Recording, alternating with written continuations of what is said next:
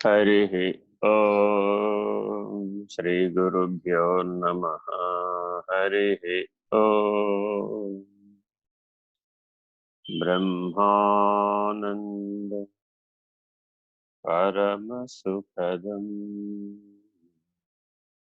केवलं ज्ञानमूर्तिम्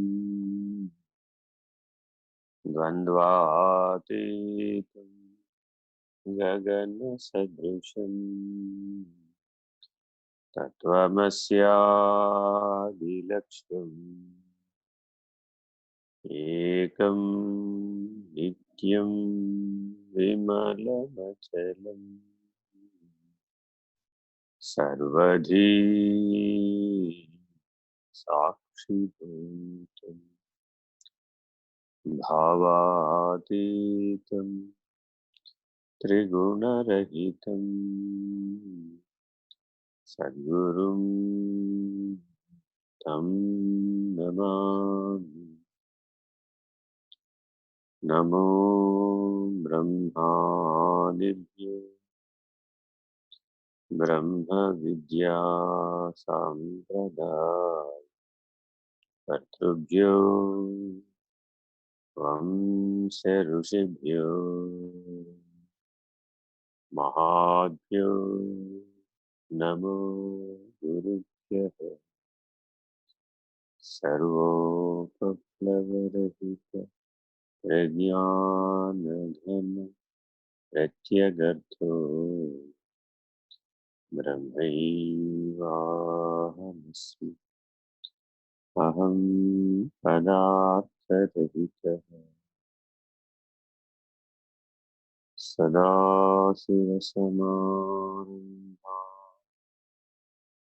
व्यासशङ्करमध्यमाः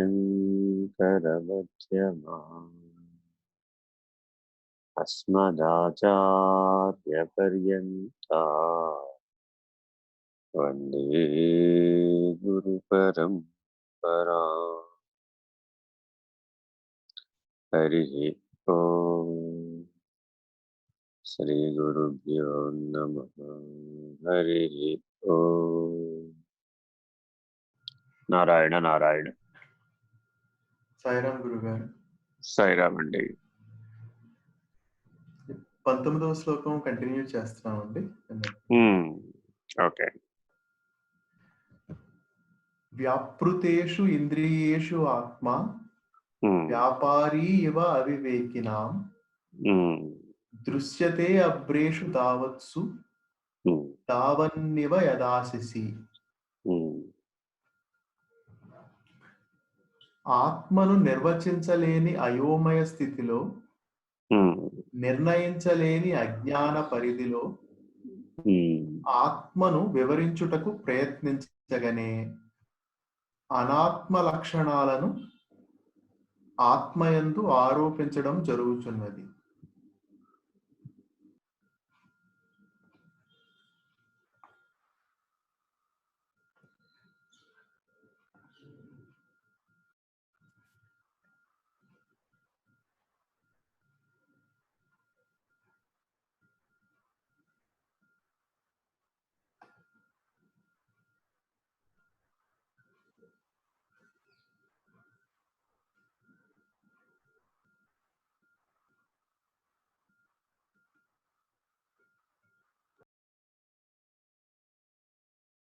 హలో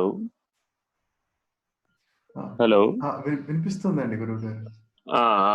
చెప్పండి. కొద్దిగా డిస్టర్బెన్స్ వచ్చి.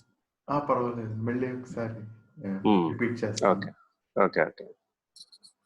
ఆత్మను నిర్వచించలేని అయోమయ స్థితిలో, నిర్ణయించలేని అజ్ఞాన పరిధిలో ఆత్మను వివరించుటకు ప్రయత్నించగానే అనాత్మ లక్షణాలను ఆత్మయందు ఆరోపించడం జరుగుతున్నది. మానవుడికి బుద్ధిలో సహజంగా జ్ఞానమే ఉంది. జ్ఞానమే కోశం అంతా జ్ఞానమే ఉంది. మిగిలిన 5 కోశాల్లో కూడా జ్ఞానమే ఉంది వాస్తవానికి. లేకపోతే కాలుకి ఎలా తెలుస్తుంది ఎక్కడ అడుగు వేయాలో? ఇంద్రియాలన్నిటికీ వికాసం ఉంది. ఆ వికాసం జ్ఞానం ఆధారంగానే వికాసం వచ్చింది. లేకపోతే పుట్టిన పిల్లవాడు జానాబెత్తడుంటే 6 అడుగులు ఎలా అయ్యాడు? వికాస ధర్మం అంతా జ్ఞానం యొక్క ఫలమే. జ్ఞానం ఆధారంగానే వికాసం అంతా జరుగుతోంది. కానీ స్వరూప జ్ఞానాన్ని గుర్తించలేనటువంటి దశలో వ్యవహార జ్ఞానం మాత్రమే సత్యం అనుకునే భ్రాంతిలో ఉండిపోవడం వలన బంధ కారణం అయింది. ఇంతకు మించి వేరేం లేదు. వ్యవహార జ్ఞానం తత్కాలవత్తని, తాత్కాలికమని, స్వప్నవత్తని, అనుభూత కాలంలో మాత్రమే ఉంటున్నదని, జీవ జగత్తులు శాశ్వతము కావని, అవినాశి అయినటువంటి ఆత్మను గుర్తించే ప్రయత్నంలో పడితే నీవు గుర్తించడానికి ఎంతో సమయం పట్టదు. అందుకని ఆధారం అదే. కాబట్టి అన్ని ఇంద్రియాలు, కన్ను చూస్తుందంటే ఆత్మ చైతన్యం వలననే కన్ను చూస్తుంది. ఏ ఇంద్రియం పని చేయాలన్నా కూడా ఆ ఇంద్రియ ధర్మం, ఆ ఇంద్రియం యొక్క శక్తి ఆ చైతన్యం వలనే లభిస్తుంది. చైతన్యం లేకపోతే ఆ ఇంద్రియ ధర్మాలు లేవు.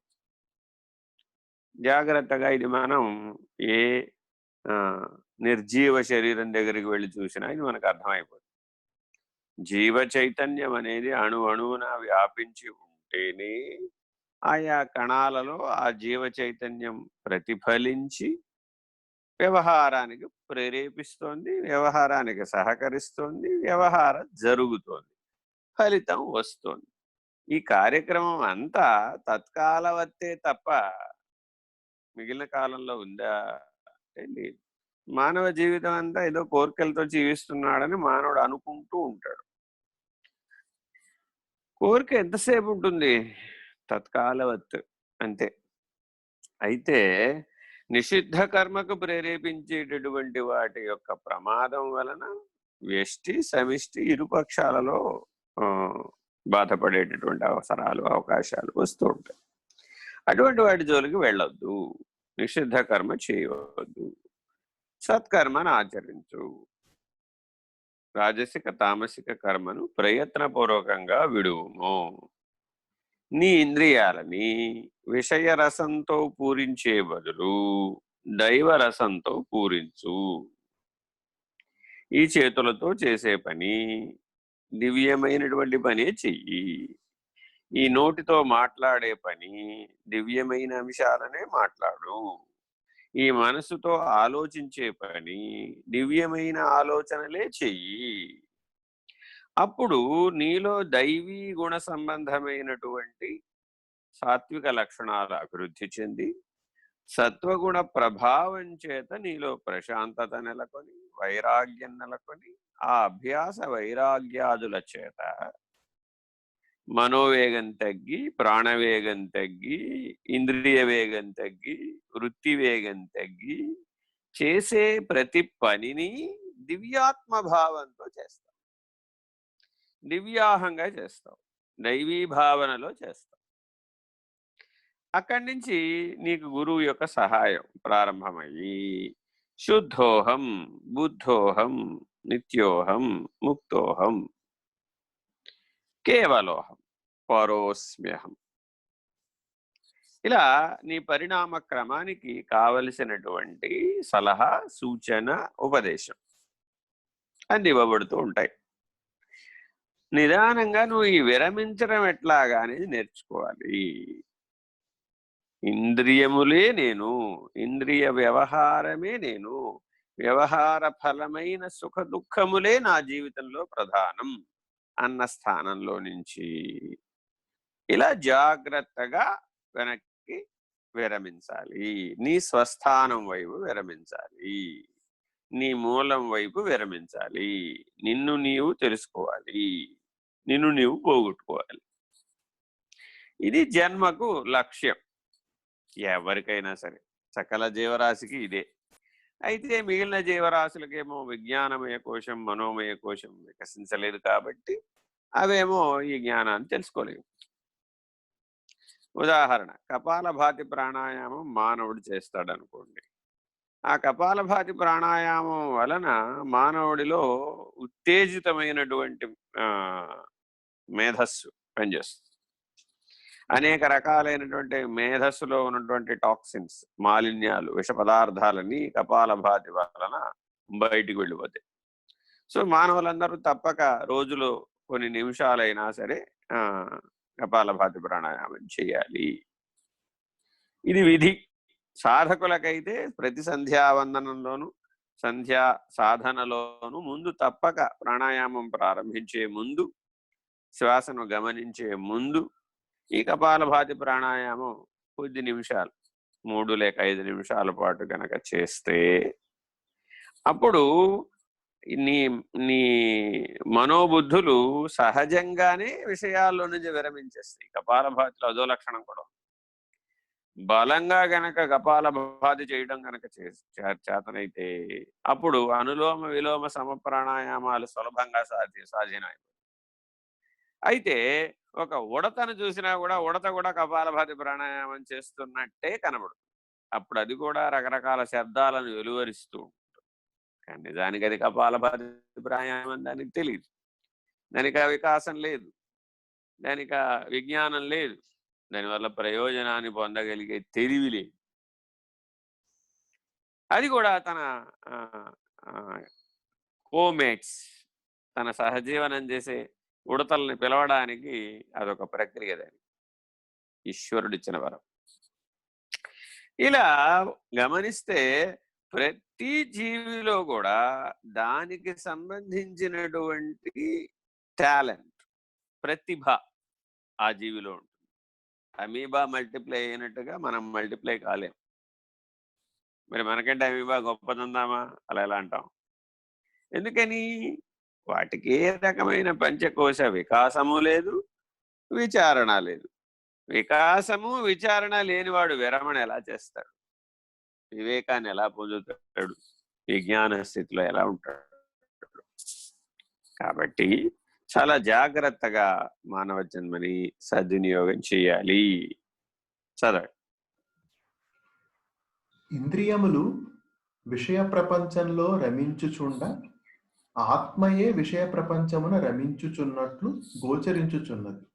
అంటే వాస్తవానికి ఒక కోరిక కలిగింది, గులాబ్ జామ్ తిందాం అనుకున్నాడు. కొమ్మ మునిగింది ఇప్పుడు. కానీ డాక్టర్ గారు చెప్పాడు, నాయన నీకు షుగర్ ఉంది, గులాబ్ జామ్ తినకూడదు అని. ఇప్పుడు వీడేం చేయాలి? విరమణ చేయాలి, నివృత్తి మార్గంలోకి విరమించాలి. అంటే వ్యాధి వస్తే గాని విరమించడా? ప్రకృతి జగజ్జనని యొక్క అమ్మదయ చాలా స్థాయి భేదాల్లో ఉంటుంది. నీకు మొదట చాలా కాలం అవకాశం ఇస్తుంది. ఇచ్చి ఒరే బాబు జాగ్రత్తగా ఉంటారా నాయనా అని నీకు పలు రకాలైన సూచనల ద్వారా, పలు రకాలైనటువంటి ధర్మాల ద్వారా, పరిస్థితుల ద్వారా నీకు బోధిస్తూ ఉంటుంది. రాబోయే పరిస్థితులను ఎట్లా ఎదుర్కోవాలో నిన్ను ప్రిపేర్ చేస్తూ ఉంటుంది, నిన్ను రెడీ అయ్యేట్టు చేస్తూ ఉంటుంది. నువ్వేం చేస్తావు? ఆ వాస్తవ పరిస్థితులను పక్కకు తోసి ఆ సమయానికి నీ నెత్తి మీద స్వారీ చేస్తున్న ఏ విషయభూతం ఉందో ఆ విషయభూతాన్ని సత్యం అనుకుని ఇక దానికోసం రాత్రింబగళ్ళు విరుచుకుపడతాడు, విరగబడతాడు. అప్పుడు ఆ ప్రతిభని, అప్పుడు ఆ మానవమానాలని పరిగణలోకి తీసుకుంటాడు. తీసుకుని విస్తారంగా దానికోసం ఆ విషయ విచారణతో, విషయ వికాసం కోసం, ఆచరణతో, సుఖదుఖాల కోసం తీవ్రంగా కష్టపడతాడు. పడిన తర్వాత ఏమైంది? అమ్మదయ్య, మళ్ళా నువ్వు జ్ఞానం పొందలేదు కదా, సరే అయితే ఓ పని చేద్దాం, నీకు ఒక శాశ్వత పరిష్కారం ఇస్తాం. నువ్వు దీంట్లోంచి బయటపడేటట్టుగా నీకు ఒక శాశ్వత అతిథిని పంపించేస్తుంది. ఏ షుగరో, బీపీనో, థైరాయిడో, మరోటో ఏదో దేహంలో ఒక పార్ట్కి సమస్య వచ్చేస్తుంది. వచ్చేస్తే ఏమైనా ఇప్పుడు వాడు శాశ్వత అతిథి, ఓసారి వస్తే పోడు. సరే, వాడితో పాటు కలిసి జీవించడం నేర్చుకుంటాడు. ఇక క్రమేపీ ఇంతకు ముందు ఏ బలహీనతలు అయితే ఉన్నాయో ఆ బలహీనతలన్నింటినీ ఈ వ్యాధి ద్వారానైనా సరే నిన్ను బయటపడడానికి కావలసిన మార్గం ఏర్పాటు చేస్తుంది. ఇలా కూడా వినలేదు. అప్పుడేం చేస్తుంది? మూడో ఛాన్స్, నీకో ఛాన్స్ ఇస్తుంది. తీసుకెళ్ళి ఐసీయూలో పడేస్తుంది. కొంతకాలం పాటు పడేస్తే ఏమవుతుంది? అప్పుడు నీకు అనుభవం వస్తుంది అనమాట. వాడు అన్ని నవరంధ్రాలలో అన్నింట్లో మిషన్లు వేసేస్తాడు. ఎందుకంటే నీ స్వాధీనంలో ఉండవు కదా, నీ తెలివిలో ఉండవు కదా. కొద్ది కాలం పాటు ఈ తెలివిని కోల్పోతే ఎలాంటి పరిస్థితి వస్తుందో నీకు అనుభవం వచ్చేట్టు చేస్తుంది. ప్రకృతి వరదానం, ఈశ్వర వరదానం ఇది. మళ్ళా ట్రీట్మెంట్ పుచ్చుకొని బయటకు వస్తాడు. అమ్మయ్యా బానే ఉన్నాను అనుకుంటాడు. మళ్ళా బానే ఉన్నాను అనుకోగానే పునః వర్షం పడగానే భూమిలో ఉన్నటువంటి విత్తనాలన్నీ ఎట్లా మొలకెత్తుతాయో, నేను బానే ఉన్నాను అనంగానే, సశక్తుడనయ్యాను అనంగానే మళ్ళా అన్ని ఇంద్రియ ధర్మాలన్నీ, విషయాలన్నీ, కోరికలన్నీ సకామవత్తుగా వచ్చేస్తాయి అన్నమాట, అంకురించేస్తాయి. ఇప్పుడు ఏం చేయాలి? జ్ఞానంతో కర్మ చేయాలి. ఈ 3 స్థాయిలలో ప్రకృతి మనకు బోధిస్తోంది ఏమిటి? ఆయన ఈ పంచకోశాలను వాడుకో, చక్కగా జ్ఞానంతో వాడుకో, జ్ఞానంతో కర్మ చేయి, స్వరూప జ్ఞానంతో కర్మ చేయి. అప్పుడేమైంది? నీకు ఈ పంచకోశాలతో ప్రాబ్లం రాదు, ఆ పంచభూతాలతోనూ ప్రాబ్లం రాదు. నిన్న అసలు ప్రాబ్లం క్రియేట్ చేసేవాడు ఎవడు లేడు అసలు ఈ భూమండలంలో, ఈ ప్రపంచంలో లేడు. ఎలా వస్తున్నాయి మరి సమస్యలు అంటే, ఇదిగో ఈ అనాత్మ యొక్క వ్యవహారాన్ని ఆత్మ యొక్క వ్యవహారంగా భావించేటటువంటి భ్రమాజన్య జ్ఞానం వల్ల వచ్చింది. నువ్వు స్వరూప జ్ఞాన నిష్ఠుడవై ఉండవలసినటువంటి వాడివి భ్రమాజన్య జ్ఞాన నిష్ఠుడవై ఉంటున్నావు అంతే. దాంట్లో నుంచే సమస్యలన్నీ పుడుతున్నాయి అంతే, వేరే ఏం లేదు. నీ సూక్ష్మాంగంలో నుంచే, నీ భోగ సాధనంలో నుంచే ఈ భోగాయతనం వైపు నీకు కలిగినటువంటి ఆసక్తి, ప్రేరణ, విషయము, వృత్తి, సంస్కారము, గుణము, ఎన్ని పేర్లన్నా చెప్పుకోవయ్యా బాబు, ఇదంతా భ్రమ. ఈ భ్రమ నుంచి, ఎందుకని తత్కాలవత్తే ఉంటుంది అది, ఆ భూతం కాసేపే ఉంటుంది, అది దిగిపోతే ఏముండదు. మళ్ళా పిల్లవాడు ఒక ఆట బొమ్మతో ఎంతసేపు ఆడతాడండి? ఆట బొమ్మ ఎందో ఆసక్తి ఉన్నంతసేపే ఆడతాడు అంతే. ఆ తర్వాత ఆ బొమ్మని విసిరి కొడతాడు, ఇంకో బొమ్మతో ఆడు. ఇప్పుడు ఆ బొమ్మ ఎందుకు విసిరి కొట్టావురా అంతే, మళ్ళా విసిరి కొడతాడు. ఈ తల్లిదండ్రుల పని పాపం చూడండి, చిన్నప్పుడు చూస్తే ఆ బొమ్మ తెచ్చేవడమే వీళ్ళ పని, వాడు మాడికి విసిరి, వాడికి అదో ఆట. ఇట్లా నువ్వు విషయ వికాసంలో నుంచి స్వరూప జ్ఞానాన్ని పొందడం కోసమని చిన్నప్పటి నుంచి, శైశవావస్థ నుంచి ప్రయత్నం చేస్తూనే ఉంటాడు. ఎప్పుడైతే నువ్వు స్వరూప జ్ఞాన నిష్ఠుడవయ్యావో, నీకు స్వరూప జ్ఞాన లక్షణాలు నీకు స్థిరపడడం మొదలుపడతాయి. అవేమిటవి? నిష్క్రియ, నిర్విషయం. ఏ పని చేసినా స్వరూప జ్ఞాన నిష్టలో ఉండి చేసేదైతేనే చేస్తాడు, ఇక మిగిలిన చేయడు. మిగిలినవన్నీ అవసరం లేదని విరమించేస్తాడు. నేతి మహావాక్యాన్ని వాడతాడు, ఇది కాదు అంటూ ఉంటాడు. అలా నిష్క్రియ, నిర్విషయం, నిర్లేపం, నిరంజనం, నిర్మలం అనేటటువంటి లక్షణాలని తన నిజ జీవితంలో, స్వానుభవంలో, అవస్థాత్రయంలో నిలకడగా నిలబెట్టుకుంటాడు. అప్పుడు ఈ భ్రమ పోయి భ్రమ వచ్చేస్తుంది. సో మానవ పరిణామం దేనికి మధ్య ఇప్పుడు భ్రమ, ప్రమాకరణం అంటే అర్థం ఏంటి? దేని వలన జ్ఞానం వస్తే అది జ్ఞానానికి కారణము. కారణమేమో ఈశ్వరుడు, కారణమేమో పంచకోశాలు, పంచభూతాలు, సృష్టి, ప్రపంచం, ఏ పేరన్నా పెట్టుకో. ఇదంతా అనేకం. ఈ అనేకం అంతటికి కలిపి ఒక సర్వనామం ఉంది, అది కారణం. పనిముట్టు, అది బయట పనిముట్టే కావచ్చు, లోపల పనిముట్టే కావచ్చు. ఇలా జాగ్రత్తగా నువ్వు పంచకోశ విచారణ చేసి, పంచకోశ నిరసన చేసి, నీ స్వరూప జ్ఞాన నిష్టలో నిలకడగా ఉండు. చదవండి.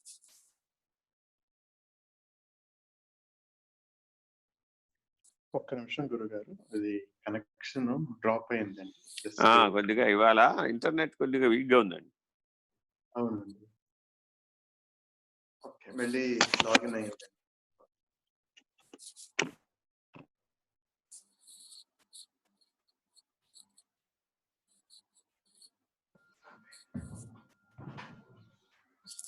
కుండను కొనిపోవునప్పుడు కుండలోని ఆకాశమును కూడా కొనిపోవునట్లు భ్రాంతి కలుగుచున్నది. కొండ పట్టుకొచ్చాడట, బయటికి వెళ్ళి కుమ్మరివాడి దగ్గరికి వెళ్ళి కొండ కొనుక్కొచ్చాడట, మంచినీళ్ళ కోసమో, పాల కోసమో, నీతి కోసమో. పట్టుకొచ్చిన వాడికి కొండతో పాటు ఆకాశం ఫ్రీ అన్నట్ట కుమ్మరివాడు. కొండతో పాటు ఆకాశం ఫ్రీగా తీసుకెళ్ళవయ్యా బాబు అన్నాడు. కొండతో పాటు ఆయన ఇచ్చేదే ఉంది, ఆకాశం వీడే పట్టుకొచ్చాడు. ప్రత్యేకంగా వాడు ఇవ్వాలా? ఎవరు ఇవ్వక్కర్లేదు. ఆకాశాన్ని ఈశ్వరుడిని ఎవరు ఇవ్వక్కర్లేదు, వాళ్ళు అందరికీ ఫ్రీ. సూర్యుడిని ఎవరైనా ఇవ్వాలా? ఆయన అందరికీ ఫ్రీ. పంచభూతాలను ఎవరికైనా ఇవ్వాలా? అవన్నీ అందరికీ ఫ్రీ. కానీ ఒక భూమి తప్ప, నీరు తప్ప అంటున్నాం వాళ్ళ కలియుగంలో. ఎందుకని? అన్నిటికీ కాస్ట్, వాల్యూ పెట్టేశాం. ఈ భూమికి ఇంత విలువ, ఆ భూమికి అంత విలువ, ఈ నీటికి అంత విలువ, ఆ నీటికి ఇంత విలువ. ఇంటి దగ్గర నుంచి మంచినీళ్ళు పట్టుకెళ్తే ఎయిర్పోర్ట్లో నీళ్లు పట్టుకెళ్ళినవాడు, అదేమిటో వింతైన విషయం. బయట నీళ్ళు నేను ఒప్పుకోనండి అంటాడు, లోపల నీళ్ళే కొనుక్కోవాలి. లోపల బాటిల్ 100 రూపాయలు ఉంటుంది. ఒక లీటర్ బాటిల్ నీళ్లు ఖరీదు 100 రూపాయలు ఉంటే లోపల, బయట నీళ్ళ ఖరీదు 20 రూపాయలు ఉంటుంది. మన ఇంటి నుంచి బయటకు వెళితే 2 రూపాయలు కూడా ఉండదు, రూపాయి ఉండదు. చూడండి, స్థాన భేదాన్ని బట్టి నీటికి విలువ మారిపోయింది. హిమాలయన్ క్రిస్టలైన్ వాటర్ అని రాసి ఉంటుంది దాని మీద పైగా. అంటే అర్థం ఏంటి? వాడు హిమాలయాల్లో దొరికేటువంటి ప్యూర్ వాటర్ పట్టుకొచ్చాడని వాడి ఉద్దేశం. దాని మీద అదే రాసి ఉంటుంది. ఇట్లా కలికాలంలో, ఈ కలియుగంలో మీరు దేన్నైనా సరే ల్యూనార్ స్పేస్ అమ్మేస్తున్నారు. చంద్రుడి మీద ఉన్నటువంటి స్పేస్ ని అమ్మేస్తున్నాడు. ఓ వెబ్సైట్ ఉంది, లియోనార్ స్పేస్ సేల్ చేసేవాడు. వీడికి ఏం ఓనర్షిప్ ఉందో మనకు తెలియదు. అక్కడ వీడు అమ్ముతూ ఉంటాడు, రియల్ ఎస్టేట్ అక్కడ చేస్తాడు వీడు. ఇలాంటి విపరీత ప్రవర్తనలు, పోకడలను మానవ జీవితంలో మనం గమనిస్తున్నాం. దీనికంతటి కారణం ఏమిటి? అసలు ఇలా ఎందుకు జరుగుతోంది అంటే ఒకటే సమస్య. ఏమిటి? కొండతో పాటు ఆకాశం ఫ్రీ. ఇలాంటి లక్షణం మంచిది కాదు. కొండతో పాటు ఆకాశం వాడు తెచ్చుకున్నాడుగా. ఏమంటే అసలు ఆకాశం కొండ చేత వేరవుతుందా ఎక్కడన్నా అని ఆలోచించాలా అవుతా? కొండ అంటే ఇక్కడ శరీరం. ఎప్పుడు గుర్తుపెట్టుకోవాలి, ఎక్కడైనా సరే వేదాంతంలో కొండ సంగతి చెప్పాడంటే, ఘటం అన్నాడంటే అది పంచకోశాలు, పిండాండము. ఈ కొండని, కొండతో పాటు పంచభూతాలతో తయారైన ఈ కొండలో పంచభూతాల్లో ఉన్న ఆకాశం కూడా ఉందా లేదా? ఉంది. పంచభూతాల యందు అనుస్యూతమై ఉన్న చైతన్యం కూడా ఉందా లేదా? ఉంది. అది చైతన్యంతో సహా. చైతన్యం ఉంటేనే కదా అసలు ఆ పంచభూతాలు అలా ఉన్నాయి. ఆ పంచతన్మాత్రల నుంచి ఈ పంచభూతాలు వ్యక్తం అవడానికి మధ్యలో పనిచేసిన శక్తి పేరు చైతన్యం. పంచీకరించిన శక్తి పేరు చైతన్యం. అది ఈశ్వరుడు. నిరామయం, నిర్వికారం, నిర్విషయం, నిరంజనం, నిర్మలం. అప్పుడు అది ఈశ్వరుడు. ఆ చైతన్యం పేరు ఈశ్వరుడు. అదే వ్యతిరేకం. ఆమయం, నిరామయం బదులు ఆమయం, నిరంజనం బదులు అంజనం, నిర్వికారం బదులు వికారం, నిర్విషయం బదులు విషయం, నిర్మలం బదులు మలం. జీవ చైతన్యం ఇంతే. వాటిలో నుంచి విరమించావా ఈశ్వరుడు, వాటిలో రమించావా జీవుడు. కుండ, ఆకాశం, ఈ 2 లక్షణాలని వేదాంతంలో చాలా చాలా జాగ్రత్తగా మనం విచారణ చేయాలి. ఆకాశం ఎలా అయితే పంచభూతాలు దానిలో పనిచేస్తున్నప్పటికీ మిగిలిన 4టికి అవకాశం ఇచ్చినప్పటికీ ఆకాశం ఎలా దేని యందు అంటకుండా ఉన్నదో, ఊరకున్నదో, విరమించి ఉన్నదో, అట్టి ఆకాశమునకు సాక్షి అయినటువంటి ఆత్మ, ఆత్మాధారంగా కదా ఈ ఆకాశం అంతా వచ్చింది.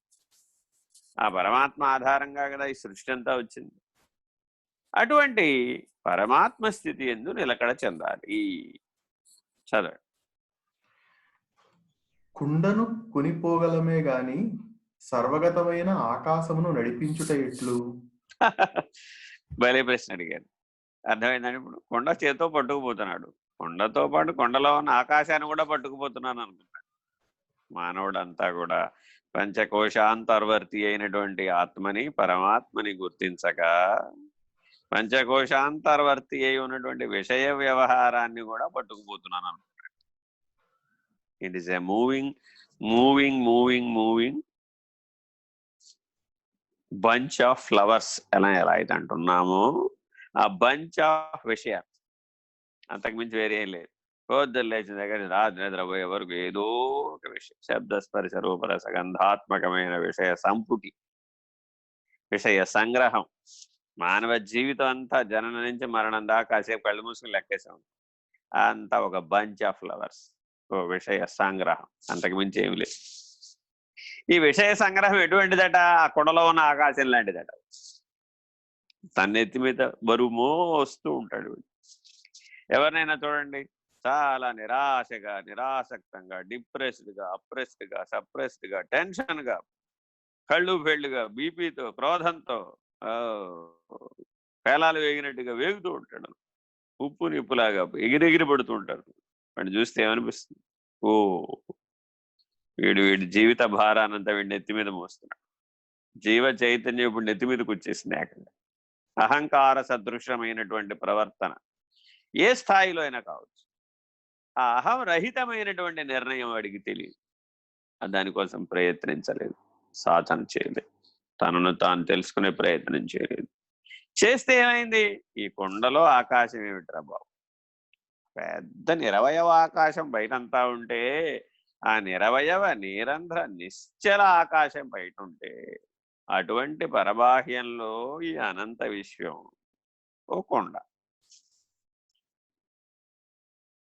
చూడండి, ఈ కొండ ఉపమానం అక్కడ కూడా పనికొస్తుంది, కైవల్యం దగ్గర కూడా పనికొస్తుంది. అనంత విశ్వం ఒక కొండ, జ్యోతిర్మయమైన కొండ, బిలియన్ల బిలియన్ల నక్షత్రాలతో ఉన్నటువంటి కొండ. దాంట్లో లేదా ఆకాశం, దాంట్లో లేదా పరబాహ్యం. అణువుకి అణువుకి, నీ శరీరంలో ఉన్నటువంటి కణానికి కణానికి మధ్య, కణం మధ్యలో కూడా స్పేస్, ప్రదేశం, పరబాహ్యం ఉంది. అది లేని చోటు లేదు. ములుగురుచ్చ సందు లేక పిండాండం నుంచి విశ్వాండం దాకా ఉంది. బిందువు నుంచి మహత్తు దాకా ఉంది. అణువు నుంచి మహత్తు దాకా ఉంది. సర్వం నుంచి శూన్యం దాకా ఉంది. శూన్యాతీతంగా కూడా ఉంది. సర్వకాలాలలో ఉంది. సర్వగతంగా ఉంది. పరిచ్ఛేద శూన్యంగా ఉంది. అసలు అందులో ఛేదమే లేదు. అచ్ఛేద్యం, అదాహ్యం, అక్లేద్యం. దానికి ఏ క్లేశం లేదు, పరిణామం లేదు. దాన్ని ఎవరు దహింపజేయలేరు. పంచభూతాల చేత బాధింపబడదు, మార్పు. ఈ పంచభూతాలే ఒక అణుస్వరూపం. ఆ అనంత విశ్వమే ఓ కొండ, ఒక అణుస్వరూపం, ఓ బిందు స్వరూపం, పరబాహ్యం. ఆ పరబాహ్య నిర్ణయంతో ఎవరైతే ఉన్నట్లుగా ఉండిపోయాడో వాడు కైవల్యం, మోక్షం. చూడండి, ఎక్కడి నుంచి ఎక్కడికి వెళుతున్నాం మనం. అధ్యాస ఆభాస అన్న స్థితిలో, కుండ ఆకాశం అన్న దగ్గర స్థితిలో నుంచి ఘట మఠ పట దహర కేవల 5 గగనాలు ఉన్నాయి. పంచ గగన సూత్రం అంటారు దీన్ని. ఈ పంచ గగన సూత్రాన్ని ఎవరైతే తెలుసుకున్నారో, ఘటం అంటే మన శరీరంలో పంచకోశాలలో ఉన్నటువంటి ఆకాశం. మఠం, మఠం అంటే మన చుట్టూ ఉన్నటువంటి పంచభూతాత్మకమైనలో ఉన్నటువంటి ఆకాశం. పటం, పటం అంటే అర్థం ఏంటి? ఘట మఠ పట. పటం అంటే ఏమిటి? ఆ పంచభూతాల కావాల పంచతన్మాత్రలలో ఉన్న ఆకాశం, అది పటం. ఘట మఠ పట. దహరం, దాని అవతల ఉంది హిరణ్య గర్భస్థితిలో. ఆ హిరణ్య గర్భస్థితిలో ఉన్న ఆకాశం, జ్యోతిర్మండలమైనటువంటి ఆకాశం, బ్లాక్ హోల్ మధ్యలో ఉన్నటువంటి ఆకాశం, వైట్ హోల్ మధ్యలో ఉన్న ఆకాశం, ఏ పేరన్నా పెట్టు, అనంత విశ్వం మధ్యలో ఉన్న ఆకాశం, అదంతా దహరాకాశం. కేవల ఆకాశం, దానవతల పరబ్రహ్మం. ఇంకా అక్కడేమి లేదు, బ్రహ్మమే లేదు. ఇది కేవల ఆకాశం. ఈ పంచ గగన సూత్రాలకు చాలా జాగ్రత్తగా ఈ కొండ ఆకాశాన్ని అన్వయం చేయాలి. ఎందుకనంటే పూర్ణమద పూర్ణమిదం పూర్ణాత్ పూర్ణముదచ్యతే పూర్ణస్య పూర్ణమాదాయ పూర్ణమేవావశిష్యతే అనే సూత్రం, అంతఃశూన్యం బహిశూన్యం మధ్య శూన్యం శూన్యకం భైవాంబరే అని శూన్య సూత్రం ఒకటి. పూర్ణము శూన్యం, ఈ రెండూ కూడా ఈ పంచగగన సూత్రాలతో అన్వయం అవుతాయి, ఈ సాధనతో అన్వయం అవుతుంది, ఈ విజ్ఞానంతో అన్వయం అవుతుంది. ఇలా చాలా జాగ్రత్తగా సూచనగా ఇక్కడ కుండ ఆకాశం అన్న అంశాన్ని విషయానికి అనువర్తించి చెప్తున్నాడు. విషయ విరమణ చేయడానికి కూడా దీన్నే వాడుతున్నాం. విచారణ చేస్తే లోతుగా ఘటాకాశం దగ్గర నుంచి మొదలు పెడితే కేవల ఆకాశం వరకు కూడా చాలా జాగ్రత్తగా నిర్ణయాన్ని పొందాలి సాధకుడు. చదవండి.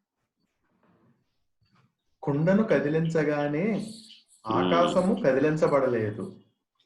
అంతే కదా.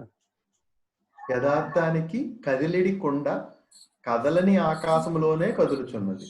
అది కొండ కదులుతుంది కానీ ఆకాశం కదులుతుంది అక్కడ అన్న అజ్ఞానం కాబట్టి. ఆత్మ విషయ సుఖాలయందు ఎలా రమించగలదు? ఎలా సాధ్యం? ఇంపాసిబుల్ కదా. ఎందుకని ఆకాశానికి ఆధారంగా ఉన్న ఆత్మ లడ్డూలో లడ్డు అనే విషయంలో, గులాబ్ జామ్ అనే విషయంలో ఎట్లా కలిసిపోగలుగుతుంది? Not possible. అనంతమైన ఆత్మ కదులుట ఎలా పాసిబుల్? ములుగురు సందులేక ఉన్నటువంటి బయలు ఎలా ఎరుకలో కలిసిపోతుంది? కలవదు కదా. ఎరుక ఎప్పుడు పరిమితం, ఆవరణ సహితం. బయలు ఆవరణ రహితం. కుండ ఆవరణ సహితం. ఆకాశం ఆవరణ రహితం. ఆవరణ సహితం నుంచి ఆవరణ రహితానికి చేసే ప్రయాణమే సాధన, పరిణామమే జ్ఞానం. ఇది బాగా గుర్తుపెట్టు, ప్లీజ్ అండర్లైన్. మానవ జీవితంలో ప్రతి చోట ఆవరణ సహితమైపోతూ ఉంటాడు. ఏదో ఒక ఆవరణ, అసలు ఇదేదని చెప్పడానికి వీలేదు. ఎందులో మునిగితే అదే ఆవరణ. పెద్దలు అన్నారు అందుకే, తాను మునిగింది గంగ. మన సంకల్పంలో అదే ఉంటుంది. స్నానం చేసే ముందు గంగే జమునే జైవ గోదావరి సరస్వతి నర్మదే సింధు కావేరీ జలేస్మిన్ సన్నిధిం కురు. ఆ సప్త నదీ తీర్థాలు ఈ బకెట్ నీళ్ళలోనే ఉన్నాయని పవిత్ర భావన చేసి స్నానం చేస్తాడు. ఇప్పుడు వాడు గంగా స్నానం చేశాడు భావ శరీరంలో, మనోమయ కోశంలో, విజ్ఞానమయ కోశం. అయితే ఇది ఫలితాన్ని ఇస్తుందా అంటే భావనాశుద్ధినిస్తుంది, ఇవ్వకపోలే. కానీ అది చాలదు స్వరూప జ్ఞానానికి. ఆత్మజ్ఞానానికి ఈ కాస్త నెట్వర్క్ చాలు, ఈ కాస్తంత తెలివి చాలు. ఏం చేయాలంటే ఇప్పుడు ఎదగాలి. ఎక్కడి నుంచి? ఆవరణ సహిత స్థితి నుంచి ఆవరణ రహిత స్థితికి ఎదగాలి. జ్ఞాన మార్గం అంటే ఎప్పుడు ఇలా గుర్తుపెట్టుకోవాలి. అజ్ఞానం, అనాత్మ, అవిద్య, ఆభాస, అధ్యాస అన్ని ఆవరణ సహితం. స్వరూప జ్ఞానం ఆవరణ రహితం. అతీతం ఆవరణ రహితం. రహితం ఆవరణ రహితం. అతీతం ఏం చేస్తుందంటే నేను మొట్టమొదట మల విక్షేప ఆవరణ దోషాలకు అతీతం చేస్తుంది. ఆ అతీతమైనటువంటి తర్వాత రహిత స్థితిలోకి చేరాలి. నీ లక్ష్యం రహితం, ఆవరణ రహితం. అతీతమే తెలియకుండా రహితాన్ని అందుకోలేవు. అందుకని ఆత్మబోధ చెప్పేటప్పుడే అందుకని కొండ సంగతి చెప్తున్నాడు, ఆకాశం సంగతి చెప్తున్నాడు, ఆధారంగా ఉన్న ఆత్మ సంగతి చెప్తున్నాడు. చూడండి, మూడింటిని ఏకకాలంలో వివరించేస్తున్నాడు. ఏది అత్యంత పరిమితమో, పంచకోశాత్మకమో అది కొండ. సమిష్టి పంచభూతాత్మకం, అందులో ఉంది ఆకాశం, అది కూడా పరిమితమే. ఈ రెండింటికి ఆధారంగా పంచకోశాత్మకము, పంచభూతాత్మకము, ఈ రెండింటికి ఆధారంగా ఉన్నటువంటి ఆత్మ, ఆ ఆత్మనిష్టయందు, స్వరూప జ్ఞాన నిష్టయందు నిలకడ చెందాలి సాధకుడు. ఆత్మావగాహన లేకపోవటచే ఇట్టి వ్యర్థ భావాలు తలెత్తుతున్నవి. అంతే, విపరీత విచారణలు అన్నమాట. అంటే అసంపూర్ణ స్థితిలో ఉన్న మనస్సు పరిపూర్ణత నొందుటకు, ఆనందమును పొందుటకు విషయ ప్రపంచంలో క్రీడించుచున్నది. అంటే పిల్లవాడు ఆట బొమ్మలతో ఆడుకున్నట్లుగా క్రీడించుచున్నాడు జీవుడు. అంతే, వాస్తవానికి ఈ క్రీడ ఆగిపోతే జీవుడు లేడు. ఈ కొమ్మ నుంచి ఆ కొమ్మ మీదకి, ఆ కొమ్మ నుంచి ఈ కొమ్మ మీదకి ఎగిరి దూకేటటువంటి చిత్త యొక్క వృత్తి ఏదైతే ఉందో ఆ వృత్తి శూన్యని గనక పొందితే జీవుడు లేడు.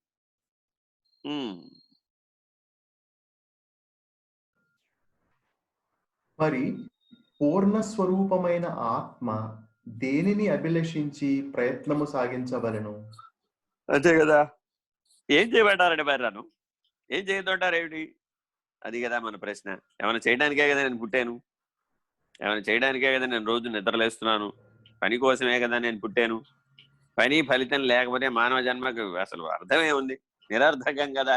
అంటే మీరు మీ ఉద్దేశంలో 800 కోట్ల మంది మానవుల్ని నిష్క్రియాపరులై జడ పదార్థం వలె, విగ్రహం వలె ఓ దగ్గర ఏ పనులు చేయకుండా పడుకోమంటారా? అప్పుడు అసలు ఈ ప్రపంచంతో పనే ఉంది, ఈ వ్యవహారంతో పనే ఉంది, ఈ విమానాలతో పనే ఉంది, ఈ రాకపోకలతో పనే ఉంది, ఈ సాంకేతిక విజ్ఞానంతో పనే ఉంది, ఈ యాంత్రిక విజ్ఞానంతో పనే ఉంది. ఉన్నవాడు ఉన్న చోట ఉన్నట్టుగా ఉన్నది ఉన్నట్టుగా చట్టు వలె రాయి వలె పడి ఉండమని అని ఆత్మజ్ఞానం యొక్క ఉద్దేశ్యం. ఎన్ని ప్రశ్నలు చూడండి, ఇన్ని ప్రశ్నలు ఆ ఒక్క వాక్యంలో అనుసంధానించాడు. తనకు అన్యమైన వస్తువే లేనప్పుడు తాను ఆశించుటకేమున్నది? అదిటా పాయింట్. ఒరే, పంచభూతాలకు ఆధారంగా ఉన్న ఆత్మ అనంతం, అఖండం, అవ్యయం, అవినాశి. ఈ సత్యాన్ని తెలుసుకో, ఆ సత్యంగా ఉండు.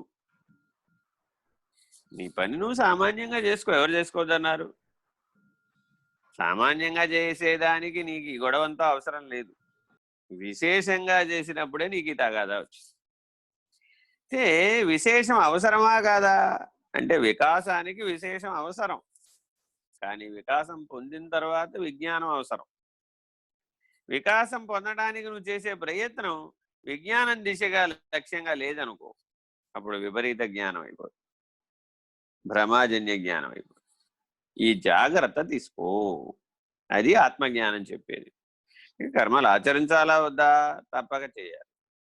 సత్కర్మే చేయాలి, సదాచారమే చేయాలి, సన్నిష్టనే కలిగి ఉండాలి, సద్దర్శనాన్నే పొందాలి. ఆ లక్ష్యంతో చెయ్యి, జ్ఞానపూర్వక కర్మాచరణ చెయ్యి. పరిమితమైన మనస్సు సుఖాన్వేషి అయి అల్లాడుచున్నది. మనసే అల్లాడుతుంటుంది, దానికి ఏం పని పాడలేదు. అలల వలె ఆడుతూ ఉంటుంది, అల్లాడుట. ఆ అలలు ఎట్టా వచ్చిపోతున్నాయి, మనసులో ఆలోచన తరంగాలు అలా వచ్చిపోతూ ఉంటాయి. దానికి అల్లాకల్లోలం ప్రకృతి తోడవుతుంది. చంద్రుని యొక్క శక్తి, ఆటుపోట్లు, అలాగే అప్పుడప్పుడు భూకంపాలు, అప్పుడప్పుడు సునామీలు ఎట్సెట్రా, అప్పుడప్పుడు తుఫాన్లు వస్తూ ఉంటాయి సముద్రం. అప్పుడు సముద్రం అల్లకల్లోలంగా ఉంటుంది, మన మనసు కూడా అంతే. ఎప్పుడెప్పుడైతే మన మనసు లోపల వాయుగుండం పడుతుందో, వాయువు చేతే కదా మనసు పనిచేసేది, ఆ వాయుగుండం అక్కడ ఎలా పడితే ఇక్కడ కూడా వాయుగుండం పడుతుంది. అలా వాయుగుండం పడగానే మనలో కూడా పెద్ద తుఫాను చెలరేగుతుంది. ఇంకంతే, అల్లకల్లోలం. ఇక్కడ సముద్రం ఎట్లా అల్లకల్లోలము, ఇక్కడ మనసు కూడా అట్లా అల్లకల్లోలం, అలా అల్లాడిపోతూ ఉంటుంది అనమాట. ఇదంతా వీడి గొడవ. నువ్వు ఎప్పుడైతే విషయమగ్నత, స్వరూప జ్ఞానమగ్నత చెందవలసినటువంటి మానవుడు విషయమగ్నత చెందగానే ఇలా అల్లకల్లోలం అయిపోతాడు. అల్లాడిపోతున్నాడమ్మా పిల్లాడు అంటారు. పాపం, ఎందుకు అల్లాడిపోతున్నాడమ్మా? విజ్ఞానంతో చూడొచ్చుగా, వివేకంతో ఆలోచించవచ్చుగా, విరమించవచ్చుగా, నివృత్తి మార్గంతో చూడొచ్చుగా, భక్తి జ్ఞాన వైరాగ్యాలతో చూడొచ్చుగా, అభ్యాస వైరాగ్యాలతో చూడొచ్చుగా. భగవద్గీత 18 యోగాలు 770 ఉపాయాలు చెప్పింది. ఆ ఉపాయాలన్నీ వినియోగించవచ్చు కదా ఏ సమస్యకైనా సరే. చదవండి. చంచలమైన ఇంద్రియాలు విషయ సుఖాలకై అరులు చాచుచున్నవి. ఈ ఇంద్రియ పెనుగులాటను అజ్ఞానియకు మానవుడు ఆత్మయందు ఆరోపించుచున్నాడు. అది జీవుడు చేసినటువంటి తప్పు ఏమిటయ్యా అంటే ఈ గొడవ అంతా, ఈ అల్లకల్లోలం అంతా నాకు ఆత్మ వల్లే వచ్చింది. ఈ విషయాలు, ఈ ఆరోపణ అంతా, ఈ దోషాలన్నీ ఈశ్వరుడి మీద ఎట్లా ఆరోపిస్తున్నాడో అదంతా కూడా స్వాత్మ మీదే ఆరోపించబడినట్లయింది. ఇక్కడ ఒక రహస్యం ఉందండి. ఈ మాట ఎందుకు చెప్తున్నాడంటే, మానవులందరూ కూడా ఈ ప్రపంచంలో ఎక్కువగా దూషించేది ఈశ్వరుణ్ణి, నిందించేది ఈశ్వరుణ్ణి. నిజానికి అవి ఈశ్వరుణ్ణి చేరవు. ఈశ్వర నింద ఈశ్వరుడికి చేరదు. ఎందుకని? అన్నయ్య ఆయన కర్త కాదు, భోక్త కాదు, ఆయన సర్వసాక్షి, సూర్యుడు వంటి వాడు. సూర్యుడి మీదకి ఉమ్మేస్తే మన మీదే పడుతుంది కానీ సూర్యుడి మీద పడుతుందా? అలాగే ఈ నిందించడం అనేది సూర్యుడి మీద ఉమ్మేయటం లాంటి ప్రయోజనం ఏముంది? అది నీ మీదే పడుతుంది, నీ స్వాత్మ నిందగా మారిపోతుంది, నిన్నింకా వృద్ధుణ్ణి అయ్యేట్టు చేస్తుంది, జరామరణ వ్యాధుల చేత పీడించబడేట్టు చేస్తుంది. అందువల్ల పెద్దలు ఏం చెప్పారంటే, అందుకని ఈశ్వర నిందకి, గురు నిందకి, ఆత్మ నిందకి పాల్పడరాదు. చాలా జాగ్రత్తగా ఆలోచించాలండి. ఈ ఆరోపితం చేసినప్పుడు నీకు నిందించే లక్షణం వస్తుంది. బాగా గుర్తుపెట్టుకోవాలి. ఎవరినైనా సరే నిందించామనుకోండి, సరే ఆత్మనింద చేస్తున్నారు కదా అని పరనింద చేసేవాడిని, అప్పుడేమైంది? అక్కడ కూడా ఉన్నది ఆత్మస్వరూపమే కదా, అక్కడ ఉన్నది కూడా ఈశ్వరుడే కదా. వాడు వేస్ట్ ఫెలో, వీడు వేస్ట్ ఫెలో అని నిందించామనుకోండి, ఏమైంది అప్పుడు? సర్వజీవ తిరస్కారం కేశవం ప్రతి గచ్చతి, సర్వదేవ నమస్కారం కేశవం ప్రతి గచ్చతి. నువ్వు ఎవరికి నమస్కరించినా అందులో ఉన్నది కేశవుడికే. ఎవరిని తిరస్కరించినా, ఎవరిని నిందించినా, ఎవరిని విమర్శించినా అందుకని నాలుక ద్వారా 4 మహాపాపాలు జరిగిపోతాయి. ఆత్మస్థుతి, పరనింద, రివర్స్ పరస్థుతి, ఆత్మనింద. ఈ 4 మహాపాపాలు. ప్రాయశ్చిత్తం చేయాలంటే ఎంత జపం చేయాలో అక్షరలక్ష జపం చేయాలి. అంతకు మించిన ప్రాయశ్చిత్తం లేదు దీనికి, ఆత్మస్థుతి పరనిందకి. అందుకని సాధకులందరినీ ఎందుకు తప్పక జపం చేయమంటామంటే ఈ ఆత్మస్థుతి పరనింద నుంచి బయటపడడానికి. జపతో నాస్తి పాతక. పాతకములలో మొదటి పాతకం జరిగేది ఏమిటయ్యా అంటే ఆత్మస్థుతి పరనింద, లేదా ఆత్మనింద పరస్థుతి. ఈ 2 చాలా సమస్యాత్మకమైనటువంటి. ఇది మనోభూమికలో, బుద్ధి అనే భూమికలో వాక్ సంయమనం లేకపోవడం, మనో సంయమనం లేకపోవడం అనే వాటి వలన జరిగేటటువంటి ఆంతరికమైనటువంటి పాపం. ఇవి కంటిలో ముళ్ళు వంటివి, కాలిలో ముళ్ళు వంటివి. బహిరంగంగా చేయబడిన పాపం కంటిలో, కాలిలో ముళ్ళు వంటి. అంతరంగంలో చేయబడిన పాపం కంటిలో ముళ్ళు వంటి. అలా బాధిస్తే అవి చాలా జాగ్రత్తగా గమనించాలి. ఇక్కడ కారణం ఏముండదు, కానీ వాడు బాధపడుతుంటాడు. ఎక్కడో వాడి లోపల అంతరాంతరాలలో ఆ ప్రయోగం జరిగిపోతుంది, ఆ మార్పులు వచ్చేస్తూ ఉంటాయి. ఊరుకే బాధపడిపోతుంటాడు, ఊరుకే చింతపడి ఉంటుంటాడు. ఇలాంటి వాటన్నింటికి కారణం స్వరూప జ్ఞానమైనటువంటి ఆత్మ మీద విషయారోపితమైనటువంటి భ్రమాజన్య జ్ఞానాన్ని ఆరోపించడం, అనాత్మను ఆత్మగా భావించడం. దూరీకర్తుం వాంఛసి కిం బ్రూహి గచ్చేతి. మనీషా పంచకం చండాలుడు అడిగాడు, రే దూరం జరుగు అన్నావు కదా, ఎవరిని దూరం జరగమంటావు? ఆత్మస్వరూపం అంటావా, అది అంతటా వ్యాపించిందే, ఎలా దూరం జరుపుతావు? కిం బ్రూహి గచ్చేతి, ఇది తొలగు అంటున్నావు కదా, ఇటురా ఇటు జరుగు. దేశికుడు వస్తున్నాడు, మహానుభావుడు వస్తున్నాడు. అరే దూరీకర్తం వాంఛసి, శరీరం అంటావా, నీది మట్టికుండే నాది మట్టికుండే, నీది పంచభూతాలతోనే తయారే, నాది పంచభూతాలతోనే తయారే. చైతన్యం అంటావా, అది ఆత్మది, అది సర్వవ్యాపకం, సర్వగతం, సర్వకారణం, సర్వాధారి, సర్వసాక్షి, అనంతం, అఖండం, అవ్యయం, అప్రమేయం, అవినాశి. మరి ఆత్మలక్షణాలే సర్వత్రా గోచరిస్తూ ఉంటే, కనబడుతూ ఉంటే పరుడెవ్వడు, రెండో వాడు ఏడు అసలు? చదవండి. యథార్థానికి కదిలేవి ఇంద్రియ మనోబుద్ధులే గాని ఆత్మ కాదు. అంతే. ఇదా అంతా ఊరికే పనిముట్ల కదలికలు ఇవన్నీ. వంట చేస్తున్నట్టుగా గిన్నెల చప్పుడు జరుగుతూ ఉంటుంది అనమాట. ఎంతసేపు అయినా వంట అయిందో లేదో చెప్పదు. ఇంతసేపు గిన్నెల చప్పుడు చేసావు కదమ్మా, వంట చేస్తున్నట్టు అభినయించానది. మనం చూడండి, నాటకాల్లో పైన నాటకం ఆడుతూ ఉంటారు, వంట చేశానంటే గిన్నెలు చప్పుడు చేస్తూ ఉంటారు. అట్లా ఈ ఇంద్రియాల చప్పుళ్ళు ఇవన్నీ. అంతే తప్ప వాస్తవానికి ఇవి ఆత్మకి ఎట్టి సంబంధం లేదు. అది అవ్యయం, అఖండం, అనంతం, అవినాశి, అజం. దానికి పుట్టుకే లేదు, కదలికే లేదు. మనం ఒక రైలు బండిలో కూర్చుని ఉండగా పక్కనే మరి ఒక రైలు బండి కదిలిపోవును. మనం ఎక్కిన బండి కదలక నిలబడియే ఉండును. పక్కన కదులుచున్న రైలు బండిని తదేకముగా చూచుట చేత అలా చూచువానికి తాను ఎక్కిన బండియే కదులుతున్నట్లు గోచరించును. దృగ్భ్రాంతి, ఆప్టిమెట్రిజం, ఇదంతా ఆప్టిక్స్ లో బాగా మనకు వివరిస్తారనమాట. ఆప్టిక్స్ అన్న విజ్ఞానం చాలా విశేషమైందండి. మానవులందరూ ఫిజిక్స్ లో తప్పనిసరిగా ఈ ఆప్టిక్స్ అన్నది చదవాలి, తెలుసుకోవాలి కూడా. ఈ దృగ్భ్రాంతి అనేక అంశాలలో ఉంటుందండి.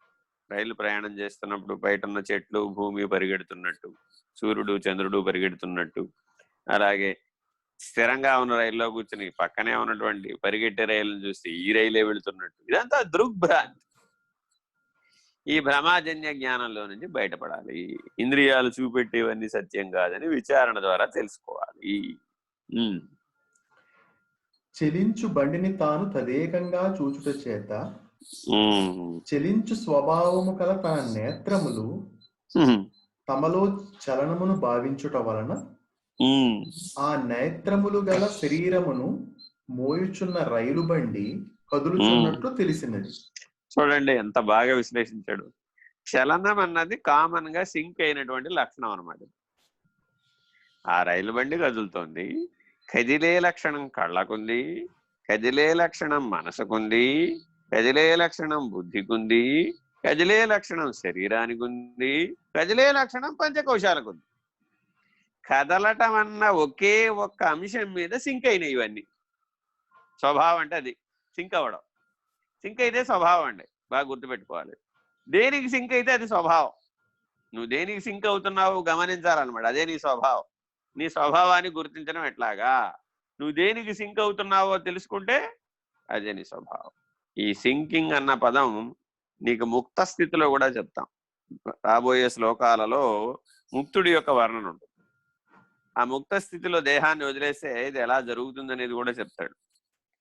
జాగ్రత్తగా గమనిస్తే మానవుడు దేనికి సింక్ అవుతున్నాడు వాస్తవానికి. అయితే దేనికి అవ్వాలి? పంచభూతాల చేత తయారై ఉన్నాడు కాబట్టి పంచభూతాల కన్నా సింక్ అవ్వాలి.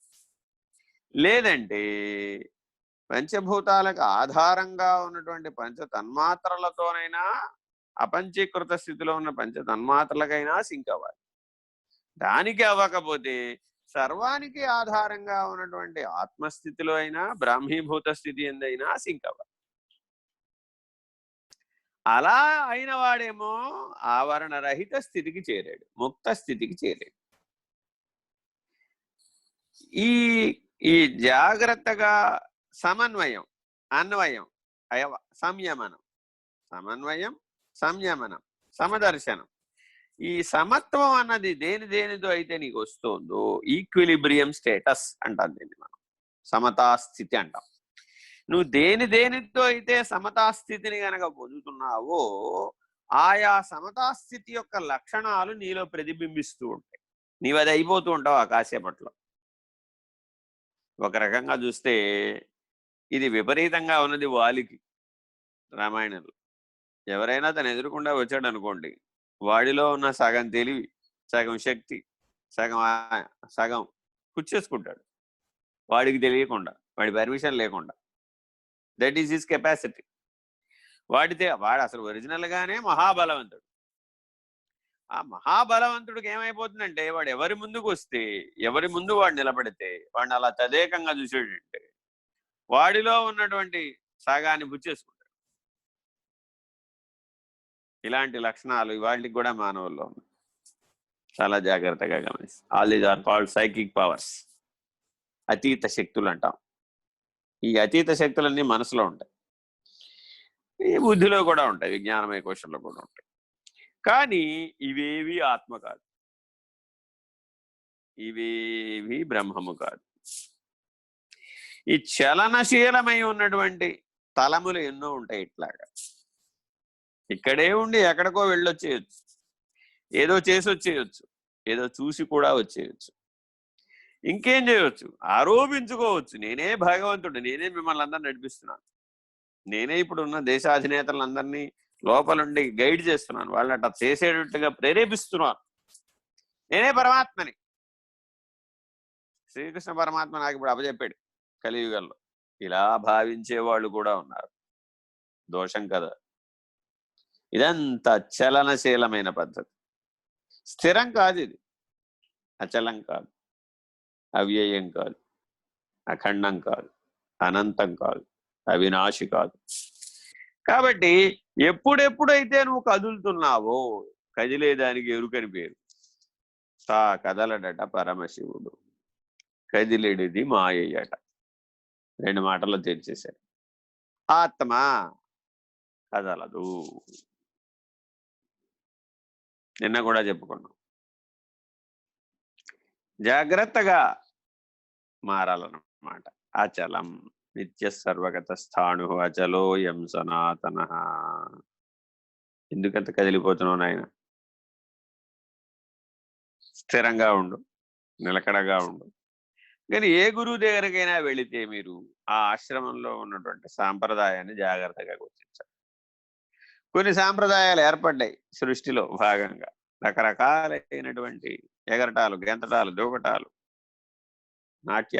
నాట్యాల పేరు మీద ఎగరటాలు, ఇతరత్ర ఉన్మత్తతతో ఊగిపోవటాలు, ఇవన్నీ కాలగర్భంలో కలిసిపోయింది. ఎందుకని? కదిలేవి అదంతా చలనశీలమైన దాంతో సింక్ అయిపోతున్నారు. అలా నీలో కదిలేవి ఏ ఉన్నా సరే ఆ కదిలే వాటితో దృగ్భ్రమ. ఈ కదిలే రైలు, కదలని రైల్లో కూర్చున్న వ్యక్తి ఎట్లా అయితే దృగ్భ్రాంతిని పొందుతున్నాడు, అలా మానవుడు పంచకోశాలు, పంచ విషయాలు, పంచభూతాలు పంచీకరించబడిన సమస్తంతో అలా చలనశీలం ఉంటున్నాడు. విరమించు, విచారించు, నిర్ణయం చేయి. చదవండి. ఒక్కసారి కదులుచున్న రైలు బండిని గాంచు దృష్టిని కదలక నిలబడి ఉన్న రైలు బండిపై మరలించగానే కదిలేదెవరో కదలిక ఎచ్చటనున్నదో బోధపడగలదు. ఫినిష్డ్. ఏం చేశాడు ఇప్పుడు? దృష్టిని మార్చాడు. కదులుతున్న దాని మీద దృష్టి పెట్టినటువంటి స్థానం నుంచి కదలని దాని మీదకి దృష్టి మార్చాడు. ఇంతే జ్ఞాన మార్గం అంటే. ఇంత సింపుల్. ముక్తి ఎంతసేపట్లో వస్తుందయా? రెప్పపాట్లో వస్తుంది. ఆత్మజ్ఞానం ఎంతసేపట్లో కలుగుతుంది? రెప్పపాట్లో కలుగుతుంది. ఎంతసేపట్లో? రెప్పపాటే. ఎంత శ్రమ చేయాలి? అసలు శ్రమే చేయక్కర్లేదు. ఎందుకని? దృష్టిని మార్చు. కదిలే దాని మీద నుంచి కదలని దాని మీద గనక పెట్టగానే భ్రాంతి పోయి. అక్కడ భ్రాంతి కలగడానికి కారణం ఏంటి? జీవభ్రాంతి కలగడానికి కారణం ఏంటి? కదిలే దాని మీద దృష్టి పెట్టి. ఆత్మజ్ఞానం కలగడానికి కారణం ఏంటి? కదలని దాని మీద దృష్టి పెట్టి. అంతే. ఈ దృష్టి భేదం చేత వెంటనే బోధపడిపోయింది. ఇప్పుడు ఎవరికైనా ఏదైనా అక్కడ ఏమన్నా వేదాంత పంచదశి, లేకపోతే నాలుగు చతుర్వేదాలు, లేకపోతే 4 మహావాక్యాలు, ఇవన్నీ ఎవరైనా అక్కడ బోధించారా? ఏమి లేదు. 2 మాటలు స్ట్రైట్ గా చెప్పేశారు. కదలనిది తా కదిలెడిది మాయట. తా కదలడట పరమశివుడు. As simple as it. అత్యంత చిన్న విషయం దృగ్భ్రాంతి, భ్రాంతి దగ్గర నుంచి మొదలు పెడితే ఎరుక విడవడం దాకా ఇదే సూత్రం. తా కదలడట పరమశివుడు, తా కదిలేడది మాయట.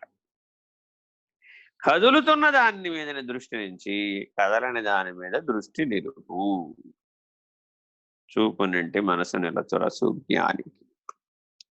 హరి ఓ శ్రీ గురుభ్యో నమః. హరి ఓ. పూర్ణమద పూర్ణమిదం పూర్ణాత్ పూర్ణముదచ్యతే పూర్ణస్య పూర్ణమాదాయ పూర్ణమేవావశిష్యతే.